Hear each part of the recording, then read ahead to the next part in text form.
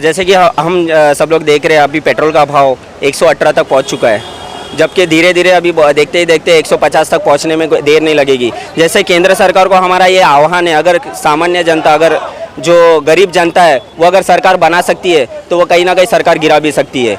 उनके हिसाब से अगर उनको लगता है कि अच्छे दिन आ गए तो हमारे हिसाब से अच्छे दिन कहाँ गए? नहीं, मुझे नहीं लगता कि उन्होंने कोई अपने वादे पूरे किए।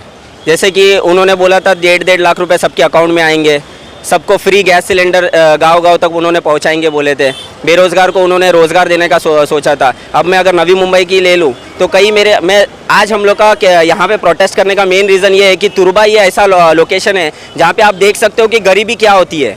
तुरबे के वार्ड का आप देख के पता कर सकते हो कि गरीबी क्या होती है, 2 वक्त की रोटी गरीब जनता कैसे कमाती है। अगर आप रोड पे देखो तो यहाँ पे गरीब जनता 2 वक्त की रोटी कमाने के लिए पूरे दिन धूप में बैठी हुई है। उनकी तरह कोई एरोप्लेन में कोई देश वेश घूम रहे नहीं है उन लोग। दूसरे देश में जाके हम लोग ये नहीं बोल रहे कि हम लोग अच्छे दिन ला रहे हैं। अच्छा, अगर अच्छे दिन लाना है तो आपको काम करना पड़ेगा, वरना नहीं आएगा। हम प्रोटेस्ट करते रहेंगे जब तक सरकार हमारी बातें नहीं सुनेगी, तब तक हम प्रोटेस्ट करते रहेंगे। जैसे किसान आंदोलन चल रहा है, 1 साल से लगातार चल रहा है, केंद्र सरकार उनके तरफ ये भी नहीं कर रही है, नज़रअंदाज करते आ रही है। वैसे हम भी हमारे तरफ से प्रोटेस्ट चलते रहेगा हम लोग का, लास्ट तक हम लोग रुकेंगे नहीं। युवाओं की यही सोच है, उनको चाहिए कि बेरोज़गारी दूर हो, रोज़गार आए, बस उतनी उनकी सोच है। बाकी अगर हर एक युवा को अच्छी तरह से रोज़गार दिया जाएगा तो कहीं ना कहीं हमारा देश आगे बढ़ेगा। दिल्ली में भी केजरीवाल सरकार ने यही किया है, उन्होंने रोज़गार के ऊपर काम किया, अच्छी शिक्षा के ऊपर काम किया है, आरोग्य सेवा के ऊपर काम किया है। ये सब चीज़ें उन्होंने दिल्ली में करके दिखाया और आज दिल्ली में काम हो रहा है। हमारी सरकार से यही मांगे कि गरीब जनता जो आज उनको लूट रही है, गरीब जनता को जो केंद्र सरकार है, उनको वो तुरंत ही बंद कर देना चाहिए और पेट्रोल के दाम जल्दी कम करने चाहिए। और हमारे हिसाब से गरीब जनता को जो बेसिक एमिनिटीज़ होनी चाहिए, जैसे कि अच्छी शिक्षा मिलनी चाहिए, आरोग्य सेवा अच्छी होनी चाहिए, वो सब चीज़ें गरीब जनता को मिलनी चाहिए। सुनील यादव मेरा नाम है, वो तुरबे वार्ड क्रमांक 71 का प्रभारी हूँ। मैं नीना जौहरी, आम आदमी पार्टी वार्ड 42 कोपर खैराने से अध्यक्ष हूँ। कांग्रेस ने अपने समय में ऑयल बॉन्ड जारी करके देश को कर्ज में डुबो दिया। अब बीजेपी उसका ठीकरा कांग्रेस के आज की महंगाई का ठीकरा कांग्रेस के सिर पर फोड़ती है। लेकिन आश्चर्य की बात है कि निर्मला सीतारमण जी इसी तरह के बॉन्ड्स बैंक के लिए जारी करके देश को गर्त में डुबोने का कार्य कर रही हैं। मतलब कि ये दोनों पार्टियां, इनको देश की जनता, ये लोग देश की जनता के भोलेपन का फ़ायदा उठाते हैं। देश की जनता की परेशानियों से इनको कोई लेना देना नहीं है। ये लोग सिर्फ अपनी जेबें भरने और अपनी पार्टियों को बनाने में लगी हुई हैं, अपना और अपनी पार्टियों का भला करने में लगी हुई हैं, ऐसा हमारा कहना है।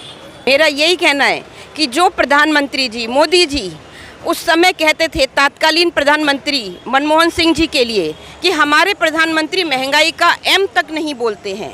आज मैं पूछना चाहती हूँ मोदी जी से ही कि आज वो मोदी जी कहाँ हैं? वो एम तक बोलने के लिए जो क्रिटिसाइज मनमोहन सिंह जी को कर रहे थे, आज हमारे प्रधानमंत्री कहाँ हैं? जबकि महंगाई की मार से जनता त्रस्त है, त्राहिमाम कर रही है, तो हमारे प्रधानमंत्री नहीं दिखाई दे रहे हैं। इस विषय पर, महंगाई पर वो कुछ भी नहीं बोल रहे हैं। हमारी सरकार से यही मांग है कि सारी चीज़ें, ये लोग बड़ी बड़ी बातें करते हैं, अलग अलग डेटा देते हैं, इन सब डेटाओं का खेल ख़त्म करें, आम जनता को राहत दें। हम बार बार कहा जाता है कि केजरीवाल जी मुफ्तखोरी को बढ़ावा दे रहे हैं। ये मुफ्तखोरी को वो अपने घर से बढ़ावा नहीं दे रहे हैं, सिर्फ भ्रष्टाचार ख़त्म करके दे रहे हैं। जो कर पर जनता देती है, जो कर हम लोग देते हैं, सिर्फ हम ये मांग करते हैं उस कर से हमारे ही काम किए जाएं, बजाय ये लोग अपनी जेबें भरें और अपनी पार्टियों को बनाएं। उस कर से हमारा भला करें, जनता को राहत दें, ना कि बीजेपी पार्टी को दुनिया की सबसे बड़ी पार्टी बनाने में लगे रहे। सभी जगह सभी को पता है कि देश भर ईंधन की दर बढ़ी हुई है, उसकी वजह से सामान्य जनता किस तरह रहे। पेट्रोल, डीजल, गैस की बढ़ती कीमत की वजह से हर आदमी राहत की अपेक्षा लेकिन क्या करेगा? हमने तो चुन के दिया है, हमें सहने से ऐसा लग रहा है कि सहना ही हमारी क्या किस्मत में लिखा है कि बीजेपी सरकार को हमें सहना पड़ेगा। पहले की जो सरकार थी, तभी तो सभी भाजपा कार्यकर्ता गली से दिल्ली तक बहुत आंदोलन करने वाले और क्या बोलते हैं ना, बेंबी से ओरडत होते, आता कुठे बिडात लपून बसलेले, कहाँ बैठे हैं वो भाजपा कार्यकर्ता जो आंदोलन करते थे कि महंगाई हो गई, महंगाई हो गई। अभी बस चुपचाप बैठे हैं और कहीं तो भी छुप के बैठे हैं। ऐसे ये मोदी सरकार है हमारी, क्या करेंगे? जनता को दिखाने वाले, जनता देख रही है कि राहत वाले एक सरकार बने। महिला वही बोलना चाहती है कि महिला की अभी 900-1000 रुपये का गैस बढ़ती हो गया है। महिला कैसे हर खाना बनाने वाली कि यार गैस बढ़ गया है, पेट्रोल बढ़ गए। जब ऑटो से जाती है तो वो बोलता है पेट्रोल बढ़ गया, दाम बढ़ गए, इसकी वजह से रेट बढ़ गया। मनमानी ऑटो वाले भी पैसा ले रहा है और पेट्रोल की वजह से ले रहा है। गैस की वजह से महिलाएं बोलती कि अभी घर कैसे चलाए। हर बात पे महंगाई हो गई है। इस सरकार ने हमें महंगाई से बहुत त्रस्त किया है। ऐसी सरकार तो बाहर कभी नहीं आए, भगवान करे ऐसी सरकार कभी नहीं आए। सरकार से अभी क्या मांगे कि सरकार को बदलना ही हमारी मांगे कि छोड़ दो, आपको सरकार नहीं चलानी आती है। दिल्ली सरकार में देखो जनता के पैसे से शिक्षा दिया, आरोग्य दिया है। जब सेंट्रल में आएंगी ना दिल्ली सरकार तो इतने राहत मिलेगी सब देशवासियों को कि इस बीजेपी की और भाजपा का मंडली को यानी सत्ता पर है उनको सरकार किस तरह चलाएं, क्योंकि सरकार में बैठे हुए अभी वो लोग नहीं है कि देश को चलाने वाले। वो तो अडानी अंबानी प्राइवेट लोगों के लिए बैठी हुई सरकार है। बस यही कहना चाहेंगे कि लोग जागरूक रहे कि ये जो सरकार है जनता की नहीं है। ये तो बड़े बड़े अंबानी अडानी की सरकार बनी है। इनके विरुद्ध सभी जनता की आंदोलन मोर्चे पे आए, अपनी आवाज़ उठाए कि आपके लिए ये बीजेपी सरकार बिल्कुल नहीं है। मेरा नाम सौ प्रीति शिंदेकर है। मैं नवी मुंबई की उपाध्यक्ष हूँ।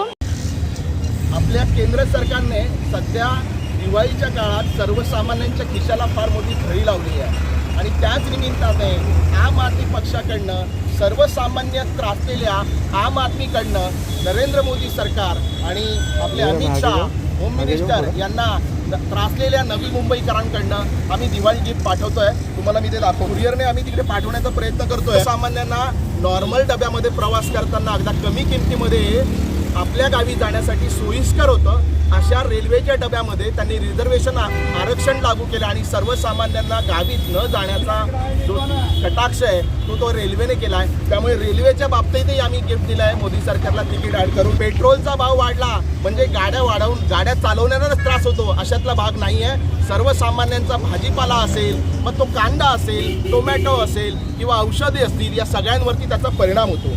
त्यानंतर जर बघितलं असेल तर गोडे तेल सर्वसामान्य लोकांच्या दिवाळीसाठी दिव्यांमध्ये गोडे तेल टाकताना आपल्या आई बहिणींना फार विचार करावा लागणार आहे। त्यामुळे मोदी सरकारला आमच्याकडनं नवी मुंबईच्या त्रासलेल्या नागरिकांकडनं गोडे तेल सुद्धा पार्सल म्हणून पाठवलं जात आहे। लसणाचे भाव, कांद्याचे भाव गगनाला भिडलेले आहेत। सर्वसामान्यांना कांदा डोळ्यात अश्रू आणतोय, म्हणून आमच्याकडनं कांदा आणि लसूण देखील मोदी शासनाला गिफ्ट म्हणून दिवाळीचं महागाई गिफ्ट म्हणून आम्ही त्यात पाठवतोय। गॅस सर्वसामान्यांना अत्यंत क्रूरपणे रडवणारा जो 400 रुपयापासून सुरू होणारा काळ तो 900 रुपयापर्यंत 950 रुपयापर्यंत पोहोचतोय आणि येणाऱ्या काही दिवसामध्ये 1000चा आकडा सुद्धा तो क्रॉस करणार आहे। त्यामुळे आम आदमी पक्षाकडनं आणि त्रासलेल्या नवी मुंबईकडनं नरेंद्र मोदी सरकारला आमच्याकडनं महागाईचं दिवाळी गिफ्ट आज आम्ही आपल्या माध्यमांच्या मार्फत मोदी सरकारला पाठवतोय। त्यानंतर नोटबंदीमध्ये रंगबेरंगी नोटा बनवणाऱ्या सरकारला ज्याचा कल होता की भ्रष्टाचार संपला पाहिजे, ब्लॅक मनी संपला पाहिजे, ते न होता रंगबेरंगी नोटा सर्वसामान्यांना वाटून नरेंद्र मोदी अगदी कुंभकर्णासारखं शांत झोपून गेलाय। म्हणून चिल्ड्रन बँक ऑफ इंडियाकडनं देखील आम्ही 100-100च्या नोटा नरेंद्र मोदींना फराळाचं गिफ्ट म्हणून आज आपल्या माध्यमांच्या मार्फत पाठवतोय। नरेंद्र मोदी शासनाला महागाईच्या महागमय दिवाळीभर शुभेच्छा।